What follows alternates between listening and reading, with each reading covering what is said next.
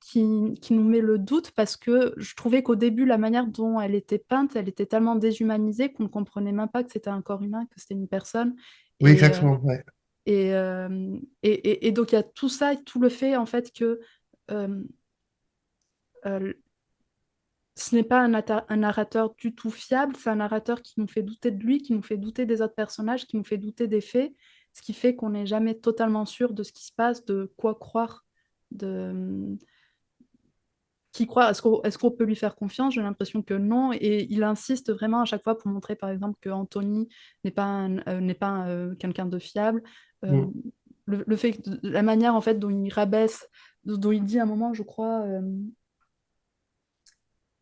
l'idée selon laquelle Anthony était un pitoyable affabulateur s'installa en moi. Le fait qu'il y ait le doute s'installe, la paranoïa s'installe, en même temps que la manière dont il se raconte. Enfin, je trouve que le narrateur se met en scène d'une manière. En fait, ses aveux, c'est un peu une manière de renforcer la figure de l'écrivain qu'il serait en les racontant. Enfin, je sais pas comment dire, tu vois, il y a un truc de Si, l'ordre si, je vois, ouais. de la mystification un peu de l'écrivain. Je sais pas si c'est très clair. Si, si, je vois très bien. Bah, en fait, je pense qu'il y a une tentative un peu dans son récit de. Parce qu'en fait, bon, sans raconter est tellement improbable, parce que souvent, enfin, le Floch joue volontiers avec l'absurde ou l'étrange, et quand on apprend le fin mot de l'histoire, les raisons de la mort, c'est vraiment, enfin, c'est vraiment loufoque, quoi. Oui, Dans un côté un peu sordide, mais ça paraît improbable, et c'est tellement dur à raconter parce que personne ne peut croire quelque chose d'aussi loufoque, euh, que je pense qu'il essaie un peu de réécrire, tu vois, le souvenir ou de remplacer cette chose indicible par des choses plus dicibles, sans vraiment y parvenir. Je pense qu'il y a quelque chose de cet ordre-là, justement. ouais.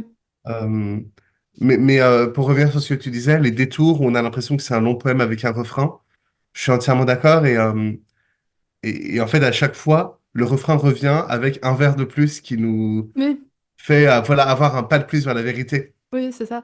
Et aussi, enfin, lors de ma lecture, il y a quelque chose qui m'a frappé, c'est le fait qu'il y ait il dit ou dit-il Oui, qui dit-il, ouais. revient sans cesse. Et la dernière scène, justement, la scène de l'aveu, qui a un côté très théâtral avec toute la Mm. famille qui est là comme des spectateurs muets, j'avais l'impression que ce dit-il, c'était une manière de montrer que finalement tout ce qu'il raconte est fiction, rien n'est vraiment vrai, comme s'il était sur scène et que tout ça n'était que mise en scène en fait. Enfin, moi j'ai eu cette impression après. Je pense je sais pas si toi t'as pas d'autres interprétations sur Non, ce. moi, je suis d'accord parce qu'en plus, c'est un dit-il dès le début. Donc, en fait, moi, j'ai trouvé qu'on avait un peu un effet kaléidoscope, quoi. Ouais, Dès le début, il y a le narrateur qui raconte, mais le narrateur lui-même est présenté comme un personnage, donc ça le rend encore moins fiable. Et bon, pour le coup, en termes d'inspiration, je sais à peu près d'où ça vient, mais il apprécie beaucoup l'écrivain Laszlo Krasznaorkai, ouais, tu m'avais qui est parlé. hongrois. Et en fait, je sais que Grégory Le Floch a un roman qu'il adore de Krasznaorkai, qui est génial d'ailleurs, qui s'appelle Guerre et guerre, et en fait, qui commence aussi comme ça. Je pense qu'il s'en est fortement inspiré, qui commence de même par, je sais plus exactement, mais c'était impossible, dit-il. Et je pense qu'il a repris ce procédé pour justement créer le doute. Ouais. Est-ce que j'ai d'autres choses à dire? D'autres choses que je trouvais intéressantes, c'était, je trouvais qu'il jouait avec les lieux, avec le décor presque, euh, qui fait qu'on ne sait jamais exactement où on se trouve, où on se situe, malgré le fait il précise quand même qu'on est vers l'Allemagne, qu'on est vers l'Italie. Il y a même un moment, je trouvais, qui pourrait faire penser aux États-Unis quand il parle, je crois, du père d'Anthony et des Ouais. caravanes, et que ça a un côté très roman américain. White trash ou ce genre de truc, tu vois, et qui fait encore, enfin, ça ajoute un peu à ce truc, ce côté, cet aspect torturé, tortueux un peu du roman, de jouer avec les ambiances comme ça. Euh, Euh, Vas-y. ouais, oui, je suis d'accord avec toi. Non, mais en fait, je trouve qu'il y a quelque chose d'un peu expressionniste, tu sais, dans le sens où son intériorité un peu tourmentée, on sent qu'il le projette à l'extérieur. Et du coup, en fait, bah, plus rien n'est réaliste, quoi. On n'est pas dans un lieu précis, un pays précis, un endroit précis. On est un peu dans sa tête, en quelque sorte, quoi. Ouais, Donc, en fait, certes, il y a une localisation, mais c'est tout déformé par cette perception. Euh, donc, oui, je trouve aussi ça. Enfin, ouais. que justement, la géographie est pas vraiment claire. En conclusion, je disais que la forme servait vraiment à montrer l'aspect fuyant un peu de cette personnalité qu'on a du mal à saisir, un peu, que lui-même a du Ouais. mal à se saisir et que c'est bien raccord, quoi. Ah, le mot fuyant que tu dis, je trouve ça très bien. On a vraiment l'impression de courir, en fait. Oui, Alors même qu'il s'est enfui, qu'il est caché, on a l'impression que mentalement, il reste dans la fuite. Parce que la phrase est longue, par les virgules, les points, on reprend son souffle et puis on repart dans une phrase super longue. oui. Enfin, je trouve vraiment que c'est justifié, ouais. Et, et c'est labyrinthique, tu vois, si je devais enfin, le désigner avec un terme, ce serait peut-être ça, labyrinthique, je crois. Et toi, si tu devais le décrire avec un seul mot pour donner envie, tu vois. Je sais pas, moi je dirais inondation ou un truc du genre. Enfin, tu vois, Ok. sa tête se remplit, se remplit, se remplit, se remplit, puis ça déborde et il y a un bref instant de répit, puis ça se remplit de pensées, ça déborde. Tu vois, on sent un peu qu'il se noie dans ses pensées, dans ses ruminations. Ouais, ok. Donc voilà, c'était. À chaque fois, je me trompe, je dis dans le hameau, mais c'est dans la forêt du hameau Ouais, de Hart. De Le Floch, c'est ça. c'est ça. Et donc, tu me disais qu'il avait écrit d'autres romans qui étaient aussi très bien. Ouais, il a écrit un deuxième roman qui s'appelle De parcourir le monde et d'y rôder, qui avait reçu quelques prix, le prix Vepler, le prix Décembre, qui parce qu'en fait le Floch écrit chacun de ses romans contre le dernier. Donc tu vois, le premier c'est un huis clos très psychologique, le deuxième il n'est pas du tout psychologique Ouais, et c'est tout sauf un huis clos puisqu'il parcourt le monde justement. Et c'est un roman très surréaliste, ce que moi j'apprécie beaucoup. Et en fait qui éclate un peu toutes les formes. Il y a des scènes qui sont des dialogues de théâtre, enfin. ouais, ok, Et donc son troisième roman est paru il y a pas très longtemps, l'année dernière, il s'appelle Gloria Gloria. Et donc pareil, il est contre le deuxième roman, puisque là pour le coup il est très intime, très resserré, plus réaliste aussi. Voilà. d'accord. Et au niveau du style, c'est un peu similaire? Le troisième au niveau du style est beaucoup plus classique. D'accord, Le deuxième non. Le ok. deuxième, c'est vraiment son plus coloré, son plus foutraque. Et Ouais, le troisième se rapproche plutôt d'un roman un peu plus classique, même si je trouve que le style est très maîtrisé. Voilà, on a moins des phrases très longues ou on a moins d'images aussi absolument improbables. Il y a toujours deux, trois trucs un peu expérimentaux où en fait il casse des espèces de d'histoires courtes dans le bouquin. Mais niveau style, c'est plus classique. d'accord. Donc celui que tu recommanderais en suivant, ce serait le second, celui qui t'a le plus. Ouais, mon favori sur les trois, c'est le deuxième, de parcourir le monde et d'y rôder. Ok, ok, ok. Bon, ben super. Alors, le son, pourquoi Hugues, tu m'as dit que tu n'avais pas été emballé par celui-là, c'est pourquoi? On dirait que je fais la mauvaise, la méchante Non, moi, maîtresse. à la base, j'avais été emballé par la présentation qu'il y avait sur la chaîne. Ouais, Je sais pas, le thème, la façon de le présenter, ça m'avait paru plutôt sympa. Et ouais, après, dans la lecture, ça m'a saoulé. Enfin, je sortais de Eurotrash qui m'avait vachement percuté, enfin, que j'avais vachement apprécié. Pourtant, moi, je suis pas très littérature contemporaine. J'aime bien les essais, mais littérature contemporaine, j'ai vachement. C'est encore un nouveau monde pour moi. Et là, sur Eurotrash, j'avais kiffé. Et le son, ça m'a saoulé. Bon, j'ai dû faire 150 pages. Et à la fin, l'intrigue, bon, il y a une intrigue, mais j'avais pas un rythme qui me permettait d'aller au bout. ouais, Le retour, les allées futur, présent, c'est pas en tant que tel, enfin, passé, présent, c'est pas le fait de faire les allers-retours qui peuvent être très bien faits. oui, Mais là, moi, j'ai pas accroché. C'est juste une question, moi, c'est mes goûts personnels, quoi. Et puis ouais, l'intrigue, bon, voilà, c'est pas. J'ai trouvé ça moins punk et rock'n'roll que ce que je venais de sortir. C'est peut-être pour ça. Alors après, ouais. je l'ai pas Et mis c'est de vrai que, côté dans ma bibliothèque, comme je le dirai jamais. Je l'ai juste posé. ouais, Peut-être j'y reviendrai plus tard dans l'année, mais c'est pas le rythme qui me convenait à ce moment-là, quoi. ouais.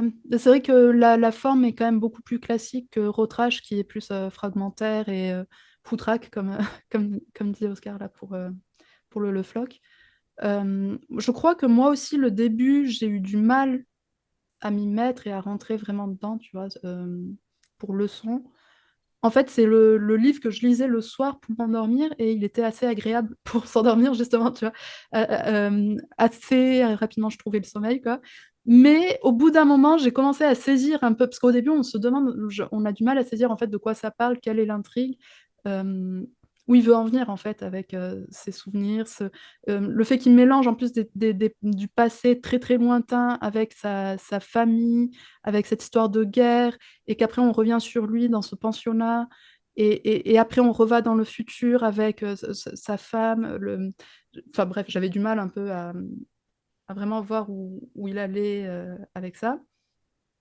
Et puis au fil des pages, j'ai commencé à rentrer dedans par rapport à cette histoire entre lui et sa professeure Myriam Cornell. Le côté très dérangeant, bien sûr, de l'histoire, parce que je crois qu'elle commence à, à l'embrasser ou ce genre de truc quand il a 11 ans, puis après, elle le séduit vraiment quand il en a 14, et elle en a 11, je crois, de plus, donc elle a 25 ans à ce moment-là.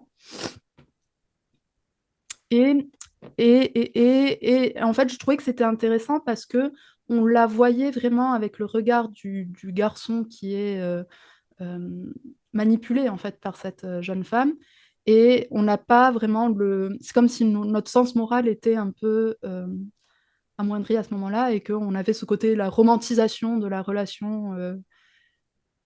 Et du coup, je trouvais que c'était intéressant parce qu'en fait, tout ce qui met un peu le doute moralement dans l'art, je trouve que c'est intéressant. Et j'ai trouvé que l'auteur gâchait tout dans la fin, où il fait une scène de confrontation, où vraiment le personnage, enfin le narrateur va voir va voir donc l'enseignante pour lui dire que oh, c'était pas bien, vous ne deviez pas faire ça. Et je trouvais que ça faisait très feuilleton à ce moment-là. Ça me faisait penser à des scènes de Cold Case et ça entérine le côté mal alors que justement on est mal à l'aise. Enfin, moi je sais pas comment tu l'as ressenti, cette relation qui se tisse entre ces deux, Hugues. Ouais, Ouais, moi je suis pas allé jusque-là. Je suis allé jusqu'au début de l'internat. ok, Voilà, après, au début de la guerre, etc. Je suis pas allé jusqu'à la fin, donc d'accord. Ah bah je spoil je peux alors. pas juger sur la fin Ouais, dans espace, pas de souci. Mais c'est vrai, je plus vois ce que tu as dit juste avant, c'est qu'il y a quand même un effort pour beaucoup romantiser, notamment au début, la relation qu'ils ont, un peu pour nous mettre peut-être en porte-à-faux à la fin. Ouais, effectivement, c'est assez intéressant, quoi. Sous certains ouais. aspects, ça peut faire penser à Lolita de Nabokov, mais vraiment, enfin, pourquoi pas, quoi. Oui, oui, mais Pourquoi pas? Moi, c'est je suis ça. toujours enchanté par ce genre de délire. Non, mais moi, je me suis dit, c'est ça, je me disais presque, ah bon, ils sont presque c'est pas si éloigné en âge que justement dans Lolita, alors oui, peut-être que c'est pas si mal. Et donc, se mettre ça, c'est justement entrer dans la peau, dans la tête à la fois de l'un et de l'autre et à se dire, à relativiser. Et je trouve que c'était vraiment bien fait de faire ça. Et s'il avait juste laissé finalement les conséquences que ça avait pu avoir sur sa vie après, parce que finalement, le personnage, après, il fait rien de sa vie, rien n'aboutit. Euh, Ses relations avec les femmes sont compliquées. Au niveau professionnel, pareil, c'est compliqué. Et donc, on aurait compris que c'était ça, qu'il avait été cassé un peu en quelque sorte à cause de ça et que ça avait vraiment taché sa vie, quoi. Mais le fait qu'il veuille à tout prix nous l'expliquer, je trouvais que c'était un peu trop, je sais pas, montrer patte blanche ou euh, je sais pas. Enfin, moi, ça m'a un peu déçue. Ensuite, je crois que juste après, enfin, sa femme, qui se marie après, euh, tombe malade, a un cancer et c'est très triste.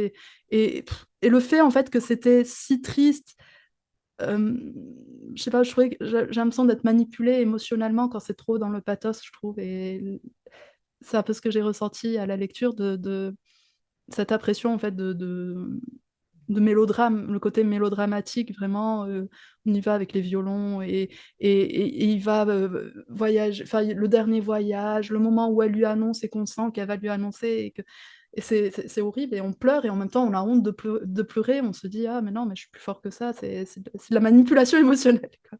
Enfin, c'est ce que je ressentais un peu. À côté de ça, il y a aussi le fait de mélanger la grande histoire et la petite. Plus le temps passe, plus je trouve que c'est un peu agaçant dans certains romans de vouloir à tout prix mettre des petits. J'ai l'impression que c'est comme mettre des Easter eggs un peu, tu vois, dans les livres sur l'histoire, tu vois, du XXe siècle. On va mettre la chute du mur de Berlin, on va mettre Margaret Thatcher, on va mettre comme ça plein de petites balises historiques que la plupart des gens peuvent reconnaître, quoi. Et comme si c'était pour provoquer forcément l'identification des lecteurs, de se dire, ah oui, moi aussi, qu'est-ce que je faisais, moi, à ce moment-là, quand il y a eu la chute du mur, qu'est-ce que je faisais et, Mais même si je dis tous ces côtés négatifs, c'est quand même un livre que je recommande et qui m'a plu. Et ce truc de c'est un livre pour s'endormir et c'est agréable de s'endormir, je sais que ça a l'air d'être un défaut dit comme ça, mais j'ai bien aimé. Honnêtement, j'ai quand même bien aimé. J'ai aimé le côté romanesque. Vraiment, on va prendre une histoire, on va prendre un homme et on va tracer sa grande vie de, de, de son enfance, presque sa petite enfance, jusqu'à sa mort. Et le côté un peu grandiloquent que ça peut avoir m'a pas toujours dérangé si je mets de côté mon esprit critique, quoi.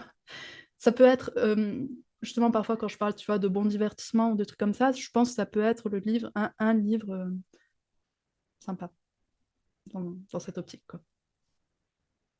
Et Eurotrash, du coup, Moi, j'ai trouvé ça vachement divertissant pour le coup, Eurotrash. ouais, C'était pas un auteur que je connaissais du tout. Il était pas t'arriverais du à tout le dans résumer mon... pour que les gens y voient Euh, donc, c'est l'histoire d'un narrateur qui, a priori, a déjà sorti un livre avant, plus ou moins romancier, qui, du coup, s'occupe de sa mère de temps en temps en allant la voir une fois par mois sur les bords du lac Léman. Et là, lui prend l'idée d'aller passer un peu plus de temps avec sa mère, d'aller passer un week-end, de partir en voyage avec elle. Donc, il lui fait croire tout un tas de trucs. Et finalement, ils partent tous les deux en vacances, enfin en voyage, sur des endroits que lui a envie de visiter et qu'elle a envie de visiter. Et puis, ils font un voyage, presque plus un voyage initiatique ou presque une rencontre entre les deux personnes plutôt qu'un vraiment un voyage dans des paysages. Moi, qu'est-ce que j'ai beaucoup apprécié là-dedans? Alors, c'est marrant, mais notamment, j'ai trouvé ça vachement prégnant au début, dans les premiers chapitres. Il y a toute l'ambiance sur du coup le personnage qui est un peu un archétype j'ai trouvé qu'il y avait vachement une ambiance fin de siècle, un peu comme au 19e, avec le mec de bonne famille, un grand Oui, bourgeois qui a de l'argent, mais qui du coup fait un peu ce qu'il veut de sa vie, mène une vie artistique, quoi. Je ouais, trouvais ça assez prégnant, tellement qu'à la fin, dans les dernières pages, sa mère, quand le mec, lui, le narrateur fait un peu trop l'esthète, sa mère lui dit: Eh, nanana, te prends pas pour quitter pas, monsieur Huysmans. Alors là, j'ai tapé des barres en lisant ça, j'ai fait putain, on dirait Descendre dans un rebours, c'est tellement ça. Sauf que, ouais. Ce qui est rigolo, c'est qu'on a l'impression qu'avec la mère, et quand il nous fait la chronologie finalement de sa famille, on voit que c'est un côté aristo, fin de.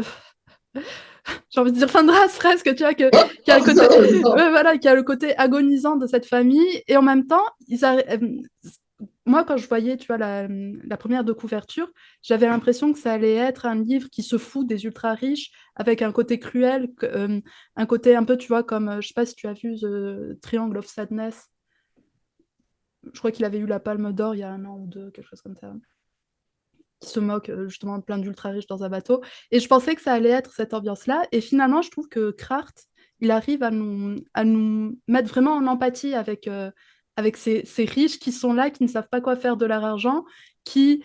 euh, Enfin, moi, franchement, je trouve que le personnage de la mère, qui est totalement alcoolique, totalement drogué, est vraiment amusant, quoi. Et alors que c'est le genre de vieille, on se dit une vieille femme riche avec ses manteaux de fourrure, ses zibelines et tout, on pourrait le voir vraiment comme un personnage acariâtre. Il va à l'encontre de ça et il nous la rend. Enfin, on voit que c'est le dernier en plus voyage avant la mort. Enfin, moi j'ai l'impression que c'était ça, quoi, leur dernier voyage, une sorte de rencontre qui doit se faire ou qui ne se fait pas totalement.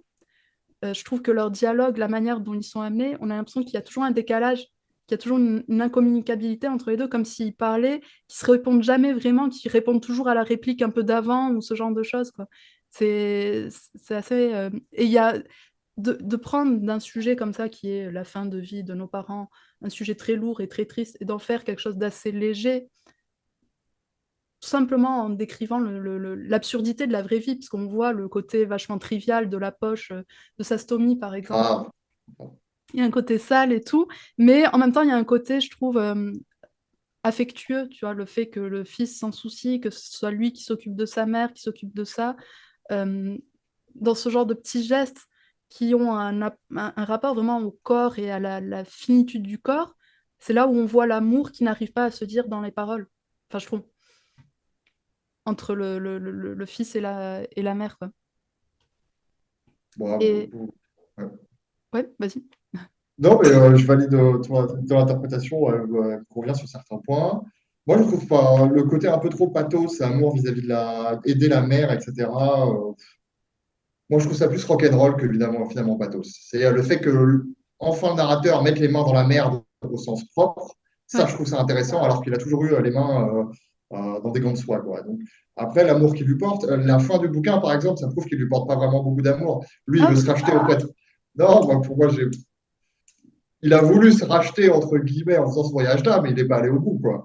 Et Ouais, la mais preuve, j'ai eu l'impression qu'en et fait, c'était... Parce que je sais pas si tu as vu la fin, elle est assez bizarre parce que ils sont dans cette voiture, il lui dit ouais, on va en Afrique, on va en Afrique, et ouais. finalement, il a l'air de l'amener dans un hôpital ou quelque chose comme ça, un hôpital Mais il la ramène à psychiatrique. l'hôpital de l'avait comment, enfin, je sais pas si on spoil un peu là, je crois, mais Ouais, il ouais, la bon, c'est ramène au possible. début, quoi. Il la Oui, mais ramène là donc, où il avait chopé. Et donc et c'est un menteur.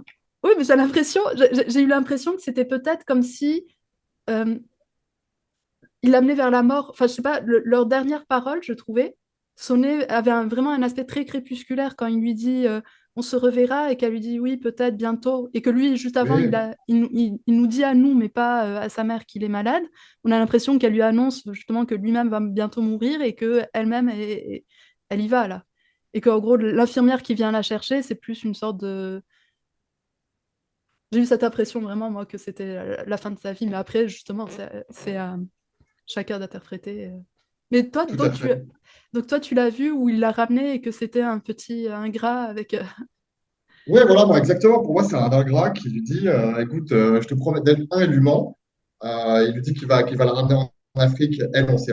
C'est un autre truc sur lequel je préciserai après. Mais on croit tout le bouquin, on fait croire que lui, il est sain et qu'elle, elle est folle. Mais au final, au fur et à mesure de la discussion, on se rend compte que c'est lui qui est complètement barré, qui est perdu dans ses sentiments. Et elle, qui est très, très carrée sur ce qu'elle pense, d'ailleurs, elle est toujours très cartésienne dans ses réponses, je trouve. Elle est Oui. toujours dans sa propre folie, elle n'en dépasse pas, quoi. Oui, oui, Alors que lui, finalement, il lui ment, il lui fait croire qu'elle est là. Et elle, on ne sait pas si finalement elle joue le jeu, genre oui, oui, laisse-moi mourir là, ou si elle le croit oui, oui. dans ce truc-là, quoi. Et moi, finalement, j'ai trouvé que assez trash quand même sur la question de, on va dire, on voit que moi, si on fait une analyse entre guillemets sur c'est quoi la vie de bourgeois de classe, enfin des hautes sphères en Suisse, si on fait un peu une analyse comme ça, moi Ouais. je dirais qu'on a juste le narrateur, c'est juste un bourgeois qui ne sait pas quoi faire de sa vie, si ce n'est vivre des sentiments qui sont absolument soit dans le passé, soit dans le futur, mais qui sont jamais dans le présent, quoi. Et donc moi j'ai plus de la peine pour lui qu'autre chose, parce qu'il a du mal à faire boucler les fins de mois, etc., etc. Et j'ai de Mhm. la peine pour lui parce que tout le bouquin, il y a toute son aristocratie qui est toute sa mythologie qui est absolument fasciste, où c'est de nazis, etc. Oui, Et en oui, fait, il essaie de se dédouaner de ça, oui. et on voit qu'il n'en arrive pas à s'en dédouaner. Il va voir un truc de Guy Debord, il va voir des anarchistes, il se trouve que les anarchistes, c'est des nazis, et à la fin, il admet qu'il n'a pas lu Guy Debord. Donc, franchement, il n'arrive pas du tout à se détacher. Alors Ouais. qu'à l'inverse, et c'est là où j'ai trouvé le personnage de la mère trop cool, c'est qu'on pense que la mère, elle est acariâtre, on pense que la mère, c'est une nazie, on pense que la mère, elle n'est pas du tout rock'n'roll, et finalement, elle est pleine de joie de vivre, je trouve, parce que c'est elle Oui. qui le fait pareil, nanana. C'est elle qui a les comportements les plus anarchiques et les plus libertaires possibles. Et en plus de ça, c'est la plus punk, quoi, dans tout ce qu'elle décide. Il y Ouais.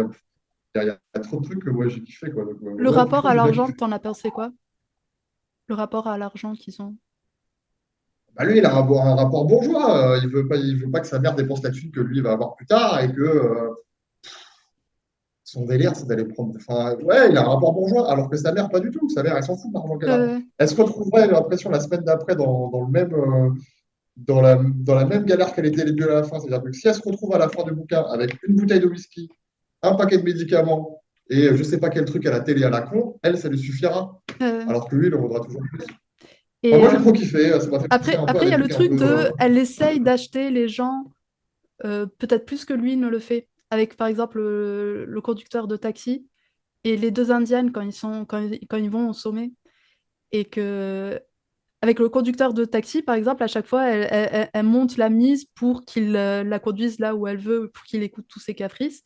Et on voit que c'est assez amusant parce que le conducteur de taxi, au bout d'un moment, il commence à en jouer et à donner des sommes totalement extravagantes.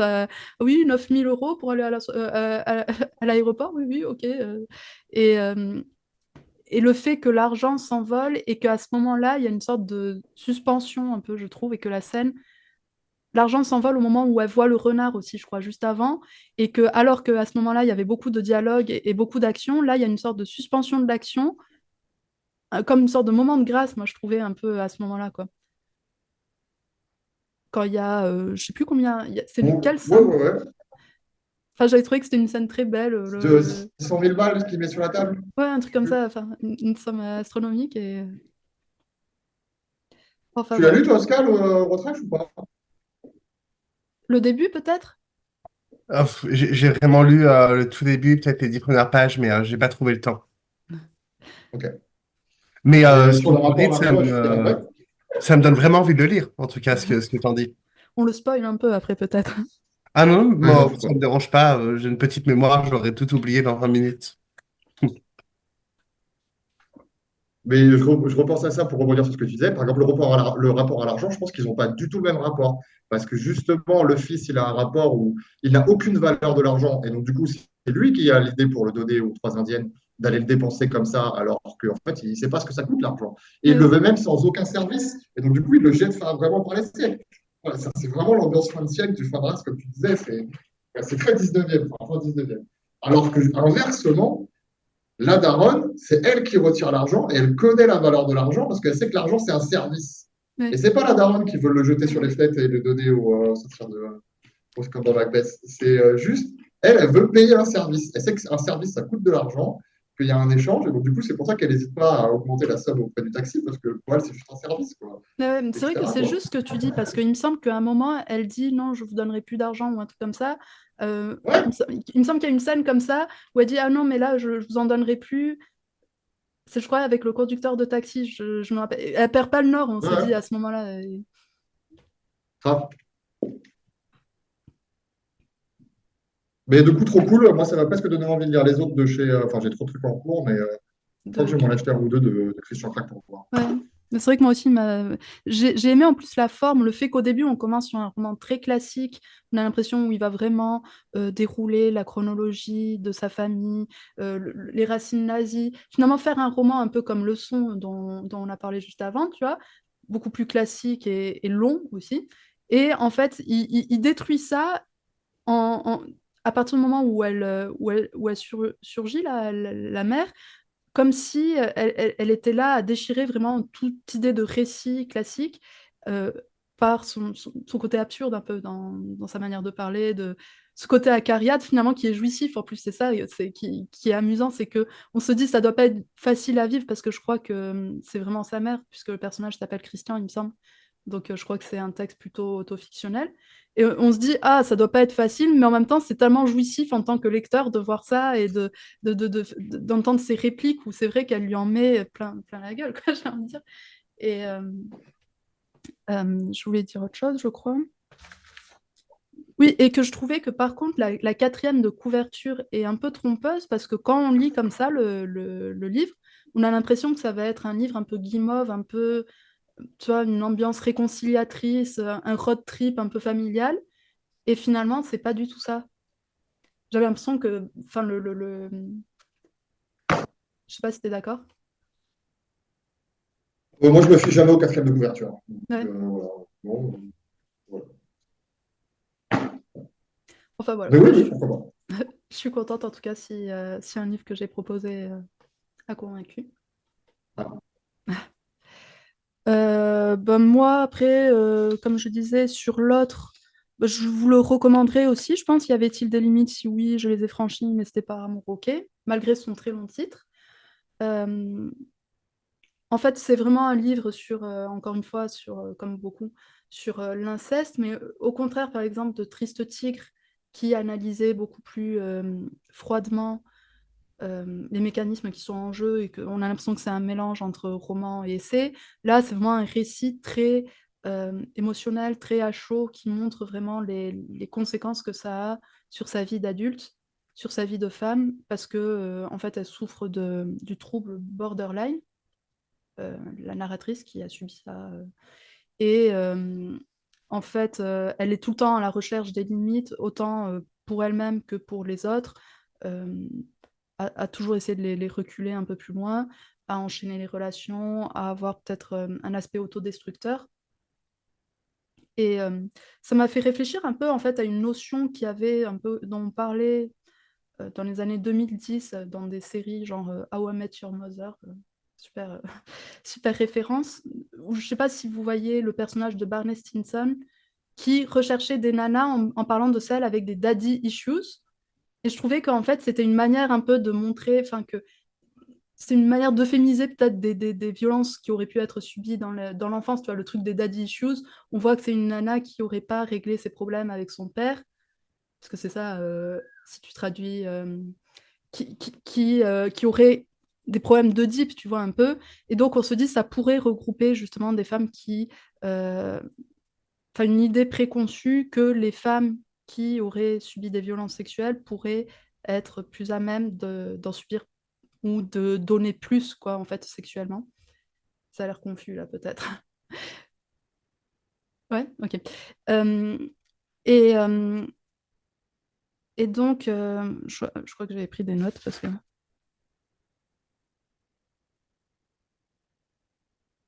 En fait, ce que je voulais dire, c'est que statistiquement, c'était prouvé que justement, les gens qui ont subi des violences quand ils sont enfants auront tendance à en subir plus et à être des proies plus faciles euh, dans le présent ou dans l'avenir. Et dans le livre, on a vraiment l'impression que le père, en faisant ça, enfin que le beau-père, en faisant ça, c'est comme s'il l'avait marqué, comme un prédateur le ferait avec une proie, avec des odeurs, et que du coup, tous les autres hommes de son entourage ressentent ça et sont attirés par cette faille qui est en elle, et ils ressentent que les horreurs qu'elle a subies, elle pourra les reproduire plus facilement. Et en fait, on voit l'hypocrisie de certains hommes qui vont être jugés justement dire que c'est horrible qu'on lui ait fait ça, tout en profitant aussi sexuellement de tout ce qu'elle est capable de donner, justement parce qu'elle aurait une piètre image d'elle-même. À côté de ça, même si c'est un récit autofictionnel, moi j'ai trouvé que, enfin, après, bon, c'est sa vie, donc je peux pas.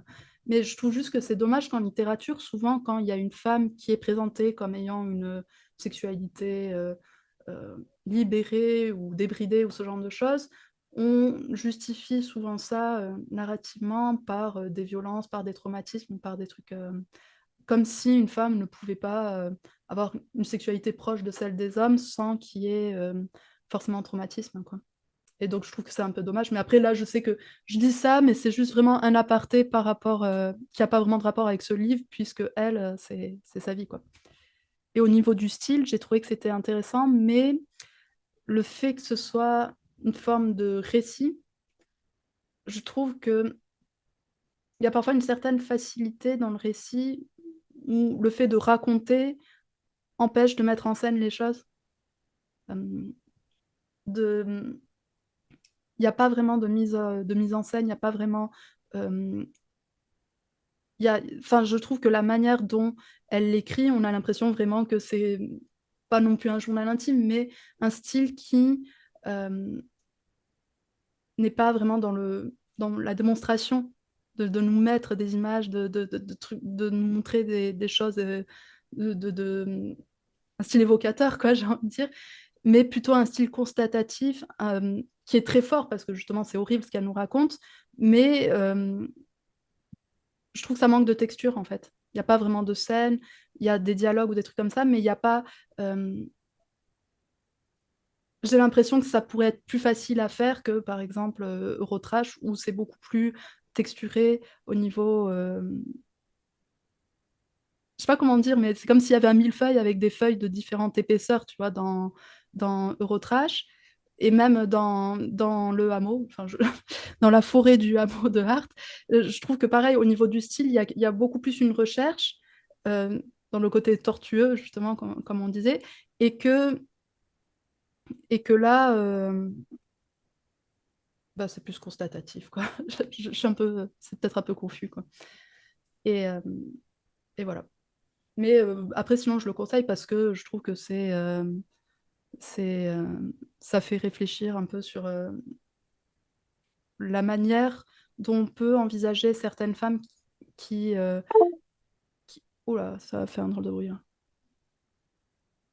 Qui sans, enfin, de faire preuve plus d'empathie, de toujours se demander en fait, est-ce que les gens ne réagissent pas comme ça? Est-ce que les gens qui pourraient paraître être éruptifs ou beaucoup trop émotionnels, est-ce que ça ne cache pas quelque chose de plus profond? Et donc, voilà, de faire preuve d'empathie. Donc, moi, je crois que j'ai à peu près terminé. Est-ce que vous avez d'autres choses à ajouter sur les livres? Pas spécialement. Non? Euh, je trouve qu'en tout cas, les livres donnent envie de lire d'autres livres. Par exemple, il parle de Thomas Mann, justement, dans le... Oh, je Ouais, galère à chaque fois. Dans la forêt du hameau de Hart, de le Hart, contraire. oui, c'est ça. Ouais, c'est ça. Et ça a donné vraiment envie de le lire. Dans Leçon, il parle de l'homme sans qualité de Musil, et pareil, ça... Et, euh, et voilà. Et je sais plus, dans Eurotrash, je pense qu'il parle de pas mal d'auteurs aussi, peut-être. Hugues. Ouais, il va sur la tombe de je sais plus qui à la fin, un auteur classique en allemand. Voilà. Ouais.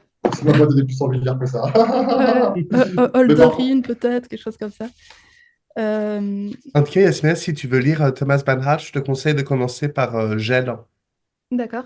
Ouais. Enfin, moi, c'est le premier que j'ai lu, je crois, et je pense que c'est très bien pour commencer. Ok. Vous avez des idées de livres, peut-être, pour une prochaine session? Il faudra que je réfléchisse, je te dirai. Là, spontanément, ça me vient pas, mais Ouais, ok. Vous me direz, vous pouvez me contacter, toi, de toute façon, sur Instagram, sur Facebook aussi, on peut, ou par mail. Ok, j'ai acheté bon. par hasard, c'est ma libraire il y a 2 semaines, Sans valeur de Ophélie Obiegli. Oui, Et franchement, c'est trop ah, stylé. ouais, C'est trop euh, stylé. Je l'ai acheté par hasard parce que c'est un truc craft. Enfin, en fait, j'ai bien aimé la couverture. ouais, J'ai lu la quatrième, j'ai fait allez. ouais, pourquoi Et pas. graphe de ouf, trop bien. Faut le lire, quoi. C'est très introspectif. Ouais, Bon, c'est pas du Proust non plus, mais c'est quand même vachement introspectif. Et il y a pas mal, il y a un ou deux twists, on va dire, narratifs qui est vachement sympa. Ça fait penser un peu au moment où dans Eurotrash, il se rend compte que c'est tout des nazis. ouais, Sauf que c'est encore mieux fait. C'est là, j'ai eu du mal dans Eurotrash à choper le truc, alors là, de faire. Dans Sans valeur, j'ai kiffé. Donc, ouais, Sans valeur de c'est Gaël Ophélie Obiegli. Obiegli. Gaël, bien joué, merci Oui, beaucoup. c'est ça, c'est Gaël, je Gaël crois. Obiegli, Ouais. exactement. Gaël Obiegli, et moi, par hasard. Merci beaucoup pour comment ça s'appelle, pour la proposition de Eurotrash. Franchement, ça m'a réconcilié avec la littérature contemporaine. Et merci beaucoup pour ma librairie d'avoir présenté Sans valeur, parce que pareil, mhm. voilà. Ok. Bon, bah super. Bah, je sais pas quand je ferai une nouvelle session. Je pense peut-être dans 2 mois, quelque chose comme ça. Parce que je me suis dit une fois par mois, c'est peut-être un peu beaucoup. Mais en tout cas, ça me ferait plaisir que vous soyez là, peut-être aussi la prochaine. Enfin, après, vous me dites. Voilà quoi. Bon, bah, je sais pas comment on fait après pour conclure. Je fais comme d'habitude. Je vous remercie de m'avoir regardé et je vous dis à très bientôt.